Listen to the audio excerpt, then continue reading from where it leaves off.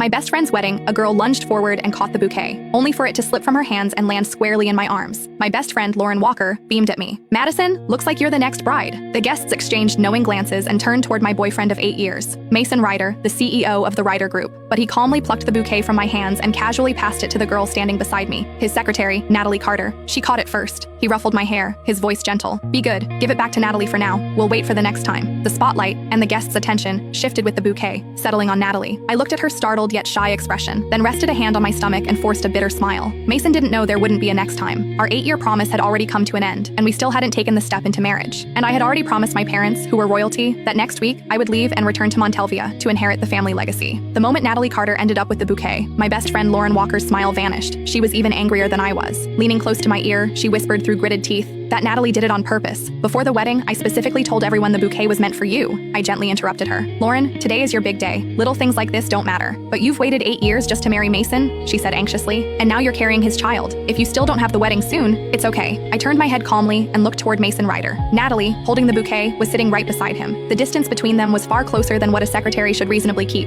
Most of the guests were friends who knew both Mason and me well. Their eyes drifted toward me, curious, sympathetic. Lauren grew even more upset and squeezed my hand tightly. "Madison, I looked into Natalie earlier. She's a calculating gold digger who specializes in seducing rich men. She's been trying to get close to your boyfriend for months. You need to be careful. Lauren, you're the most beautiful bride today. Don't worry about me." I squeezed her hand back and gave her a faint smile. "Besides, I'm not planning to marry Mason anymore. I haven't even told him I'm pregnant." My words were so shocking that Lauren's eyes widened as she stared at me in disbelief. After a long silence, she finally remembered that the wedding ceremony still had to continue. When the wedding ended, Lauren hugged me tightly. "Madison, if you need any help, just tell me. I support whatever decision you make." "What decision?" After she left, Mason walked toward me, calm as ever. "What were you two talking about just now?" Out of habit, he reached out and draped an arm over my shoulders. I shifted slightly to the side and avoided the gesture. "Nothing." He didn't seem to mind my reaction. With a soft laugh, he said, "Are you angry? Natalie caught that bouquet first, after all. She's a young girl. Of course, she dreams about weddings. Catching the bouquet was just her way of borrowing a little luck. Didn't we agree we'd wait for the next time?" He leaned closer, stroking my hair as he patiently tried to soothe me. "Why care so much about Lauren's bouquet? When we get married, I'll prepare an even more beautiful one for you. You can have as many bouquets as you want." Silently, I curled my fingers into my palm and looked straight into his eyes. "Can we get married this month then?" Lauren and I made a promise when we were kids. Whoever married first, the other would marry right after. We would be each other's bridesmaids and witness each other's happiness. The air seemed to freeze. Mason's hand, which had been brushing my hair, paused midair. A few seconds later, he chuckled lightly. "You're still taking childhood jokes seriously? I'm the CEO of the Ryder Group. A wedding can't be thrown together so hastily.